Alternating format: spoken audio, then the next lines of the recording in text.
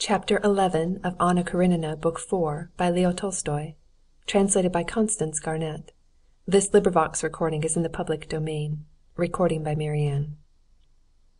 Everyone took part in the conversation except Kitty and Levin. At first, when they were talking of the influence that one people has on another, there rose to Levin's mind what he had to say on the subject. But these ideas, once of such importance in his eyes, seemed to come into his brain as in a dream, and had now not the slightest interest for him.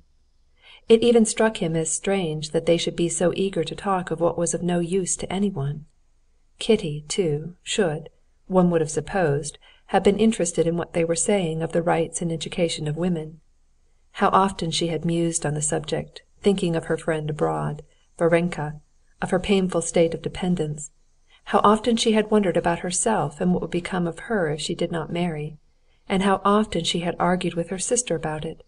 But it did not interest her at all. She and Levin had a conversation of their own, yet not a conversation, but some sort of mysterious communication, which brought them every moment nearer, and stirred in both a sense of glad terror before the unknown into which they were both entering. At first Levin, in answer to Kitty's question how he could have seen her last year in the carriage, told her how he had been coming home from the mowing along the high-road and had met her. "It was very, very early in the morning. You were probably only just awake. Your mother was asleep in the corner. It was an exquisite morning.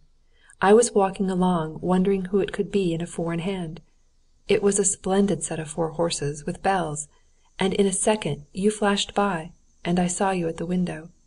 You were sitting like this, holding the strings of your cap in both hands, and thinking awfully deeply about something," he said, smiling. "How I should like to know what you were thinking about then. Something important?" "Wasn't I dreadfully untidy?" she wondered. But seeing the smile of ecstasy these reminiscences called up, she felt that the impression she had made had been very good. She blushed and laughed with delight.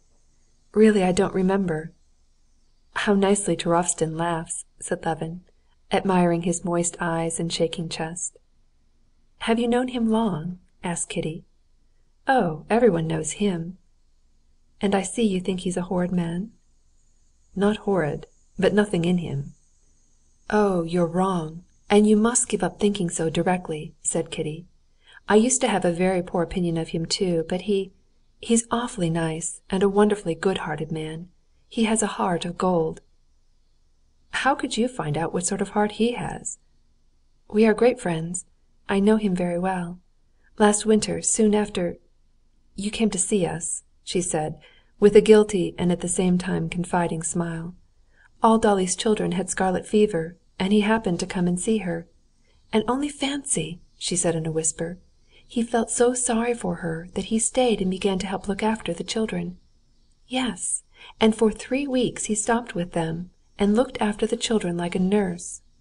I am telling Konstantin Dmitrievitch about Turovtsin in the scarlet fever," she said, bending over to her sister.